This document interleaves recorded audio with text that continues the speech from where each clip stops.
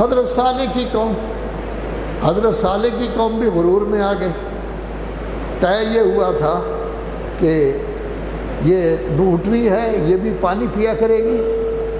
ایک دن آپ پانی پئیں گے، کبھی یہ پیے گی، تو اونٹنی ہے اور وہ برکت کے طور پر آئی ہے، پیدا بھی پتھر سے ہوئی ہے، اعجاز کے عنوان سے ہوئی ہے۔ تو انہوں نے کیا کیا، اس اونٹنی کے ٹانگیں کاٹ دی، ان کو ختم کر دیا، اور پھر دھمکی دینے لگے، تو رسول ہے تو لے آ عذاب، کہاں ہے تیری رسالت، اگر تیری نبوت ہے تو عذاب لے آ۔ تو نتیجہ کیا ہوا، عذاب آیا اور سب تباہ و برباد ہو جائے۔ ینادونہم الم نکم معکم قالوا بلا، یہ جہنم میں جانے والے کبھی کبھی بلائیں گے جنتیوں کو، کہیں گے ہم اور آپ ایک ہی محلہ میں رہتے تھے، ہم پڑوسی تھے، ہم دوست تھے، کیوں نہیں آپ ہمارا ساتھ دیتے، جنت کی چیزوں میں سے ہمیں کیوں نہیں دیتے؟ تو کہا جائے گا قالوا بلا، بالکل ٹھیک ہے، دنیا میں ہم پڑوسی تھے، ایک دوسرے کے دوست تھے، ایک دوسرے کے گھر میں آنا جانا تھا، ولکنکم فتنتم انفسکم، تم نے اپنے آپ کو فتنہ میں ڈال دیا، وتربصتم، انتظار میں لگے رہے کہ ہمارا کون بگاڑ سکتا ہے،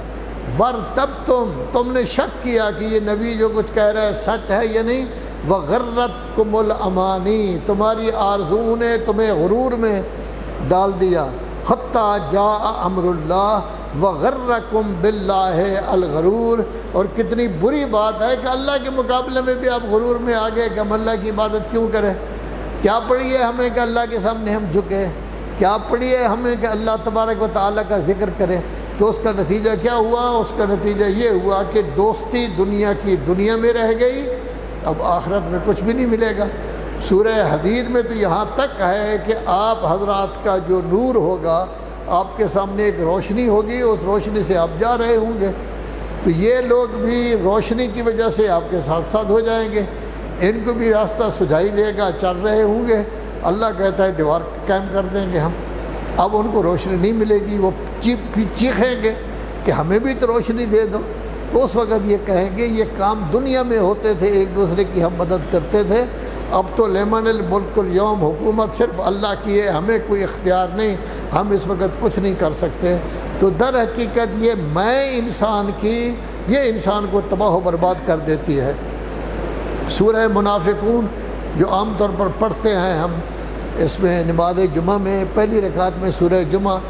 جمعہ کی صورت ہمیں اجتماعیت کا درس دیتی ہے، جمعہ کی صورت ہمیں یہ بتاتی ہے اکٹھے ہو کر رہو، جمعہ کی صورت ہمیں یہ بتاتی ہے کہ جتنا علم آپ کے پاس ہے اس پر عمل کرو، اگر اس علم پر عمل نہیں کرو گے تو یہ ایسا ہو جائے گا جیسے گدھے پر کتابیں رکھ کر ایک جگہ سے دوسری جگہ لے جائیں، تو گدھے کو تو کتابوں سے کوئی فائدہ نہیں ہوتا، تو ہم نے بھی جو علم پڑھا ہے اگر اس پر عمل نہیں کرتے تو ہمیں بھی کوئی فائدہ نہیں ہوگا۔ سورہ جمعہ میں ہمیں یہ بھی بتایا جاتا ہے کہ دیکھو اصل اللہ تبارک و تعالی ہے،